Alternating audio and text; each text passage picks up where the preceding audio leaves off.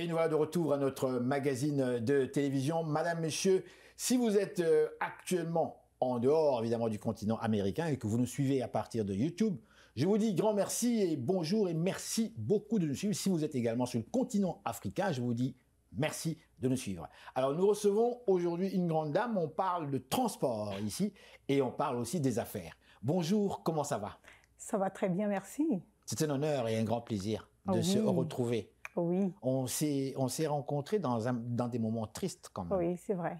Je trouvais ça triste. J'en ai pas parlé dernièrement à l'émission, mais le décès de ce grand homme,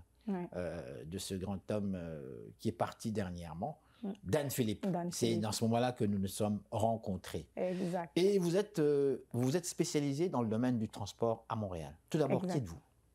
Alors, moi, je suis Ninette Boucher. Ninette Boucher. Oui. Je suis québécoise, disons, d'origine africaine. Et je viens du transport, du domaine du transport aérien, où j'ai évolué pendant une quinzaine d'années. Et aujourd'hui, je suis dans le transport maritime. Et quand vous dites domaine de transport aérien, qu'est-ce que vous voulez dire par là? Le domaine du transport aérien, j'ai travaillé en tant qu'agent, donc de billetterie, agent aéroportuaire, dans le domaine aéronautique. Ok, d'accord. Oui. Okay. Alors, c'est pour ça que je dis que je viens du domaine du transport aérien. D'accord. Et donc là, arrivé au Canada,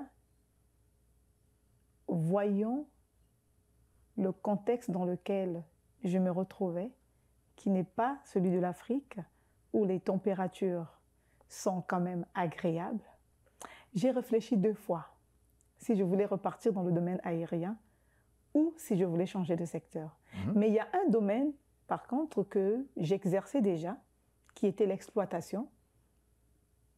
Donc, l'exploitation au niveau de la logistique aéroportuaire, qui me fascinait beaucoup. Mais en plus de ça, je suis arrivée à un moment donné de ma vie à travailler pour une centrale, une firme française de Vitrolles à Marseille. Et on faisait de l'achat, donc de la supply chain, de la gestion d'approvisionnement. Alors ça, c'est quelque chose qui est venu me chercher. Donc, oui. Et pourquoi? Pourquoi? Parce que j'aime être en contact avec le monde. Donc, j'aime être en contact avec... Vous n'êtes pas une personne timide, vous, hein? Vous allez droit vers les gens, hein?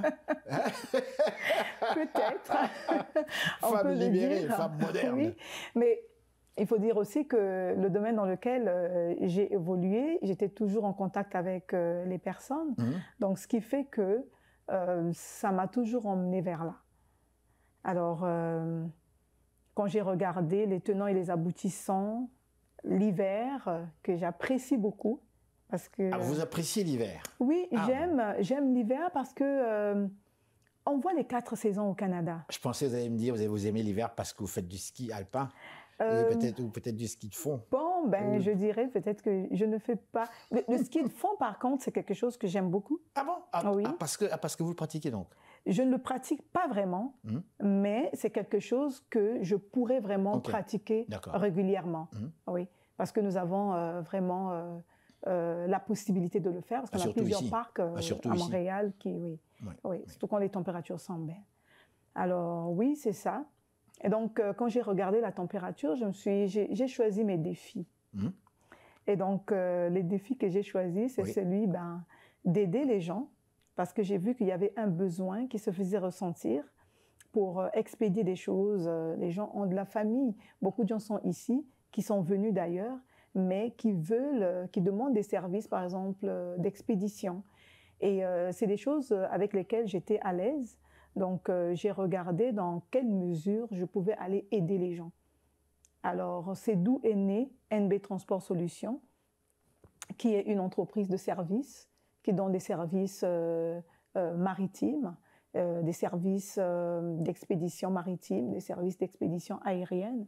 Et nous avons aussi un service ici à Montréal de livraison. Donc vous faites concurrence avec plusieurs entreprises déjà connues, dont je dois citer le nom.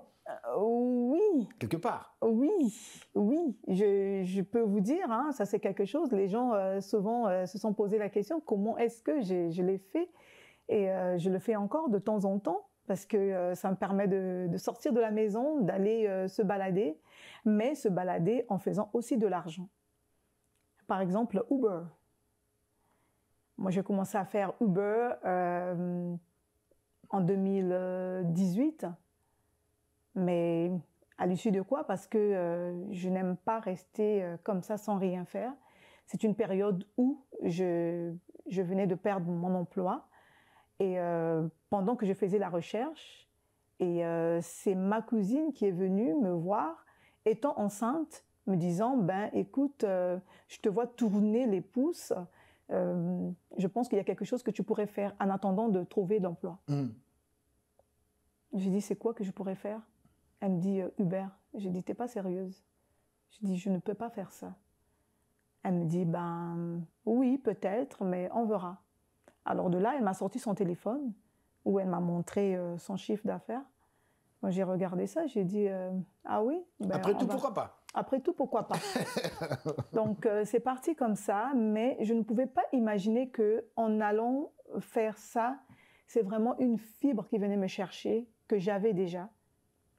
Parce que je me suis souvenu que longtemps, en Côte d'Ivoire, pendant que j'étais encore étudiante, j'avais mis en place quelque chose. Donc, j'avais une petite, je peux dire, pas une firme, j'avais j'avais mis en place une entreprise entreprise spécialisée en quoi? Ben, dans le traiteur. Parce que j'aime faire la cuisine. Et donc, je voyais que beaucoup de gens, quand je faisais la cuisine, appréciaient. Je me suis dit, à un moment donné... Quoi. un peu. Ben, si les gens apprécient, oui. Forcément, ils n'osent pas vous le dire. Voilà. Mais cordon bleu. C'est ça. Et donc, à un moment donné, j'ai dit, ben, à midi, on avait, là où je travaillais, parce que je travaillais dans les assurances à ce moment-là, entre midi et 2, les gens cherchaient toujours des endroits où aller manger. Et la chance que j'avais, c'est parce que j'habitais le centre-ville, ce qui me donnait la possibilité d'aller chez moi facilement et puis de rentrer, d'aller manger et rentrer. Alors, de là, j'ai commencé à faire ça et les gens ont vraiment apprécié et je livrais, je faisais même des livraisons. Alors, quand j'ai vu ça, j'ai dit, mais tiens, il y a des choses parfois qu'on ne fait pas de façon anodine. En fait, c'est peut-être quelque chose que j'avais en moi, enfoui en moi, mais voilà, aujourd'hui, j'arrive au Canada, je fais Uber. J'ai commencé par la livraison et tout de suite après, j'ai commencé à faire comment on appelle, le Uber Drive. Et de là, vu que j'inspectais déjà d'aller dans le domaine du transport, alors ça a vraiment facilité les choses pour moi de commencer les services d'expédition maritime. J'ai retenu une phrase ici, aider. Oui. Aider en faisant de l'argent. Oui. Bien sûr, on n'aide pas gratuitement. Non. Bien. On parle du continent africain ici, puisque je pense que vous faites affaire aussi avec ce continent-là. Oui, oui. Dites-moi, quel est votre regard par rapport au monde des affaires? Je ne vous parlerai pas de politique, oublions la politique. Parlons des affaires comme telles. Quel est votre regard par rapport à votre expérience dans le domaine du transport avec l'Afrique? Aujourd'hui, si on peut regarder le domaine du transport avec l'Afrique, le transport, c'est quelque chose qui ne pourra jamais arrêter, d'abord un. Et c'est un secteur, aujourd'hui, la logistique, le transport, qui est très en croissance. Pourquoi je le dis? Parce que tout se bouge. Tout se déplace. Aujourd'hui, il y a des choses qui sont fabriquées en Chine, qui viennent au Canada, ou des choses qui sont fabriquées au Canada, qui vont en Afrique, ou vice-versa. Et un jour, j'espère pouvoir dire des choses qui sont fabriquées en Afrique et qui sont exportées en Europe, en Chine, au Canada, aux États-Unis, partout. Parce que c'est possible. Oui, croyez-le ou non. Moi, j'y crois. Aujourd'hui, moi, j'y crois, sérieusement. Aujourd'hui, il y a une forte production dans certains secteurs de l'agriculture, en Afrique qui est exporté ici en Amérique du Nord. Ah bon? Par des Africains? Par des Africains et par d'autres communautés aussi. Parce que je vous pose cette question parce qu'on a remarqué encore une fois que sur le continent, je m'excuse, mais c'est pas nous qui détenons les économies de nos pays. Non, disons les choses ouvertement et très très franchement. Ce ne sont pas les Africains, ce n'est pas nous Africains qui détenons l'économie de nos pays, comme ici. Non. Ici, on a la chance de voir des gens comme Pelado et d'autres, des Québécois, nationalistes. Ils sont fiers, ils font des affaires. Nous, ce sont les étrangers. Ils sont là. Je ne veux pas les citer, mais quand même. Oui. Vous, dans ça, comment est-ce que vous vous sentez? Comment est-ce qu'on se sent? On ne se sent pas bien. Personne ne peut se sentir bien quand on voit de telles situations. Parce que le souhait de tout Africain, c'est de voir l'Afrique se développer. Bien sûr, bien sûr. Et ça commence avec le transport. Avec le transport? Oui. Expliquez-nous. Expliquez-nous. Ça commence avec le transport. Pourquoi? Parce que on a besoin des routes pour pouvoir acheminer ces produits qui viennent des villages, parce que ce n'est pas dans les grandes villes que les choses se produisent. Totalement d'accord avec vous. Alors, pour acheminer ces choses, on a besoin des routes. Des infrastructures. Des infrastructures qui vont permettre qu'on puisse emmener toute cette production vers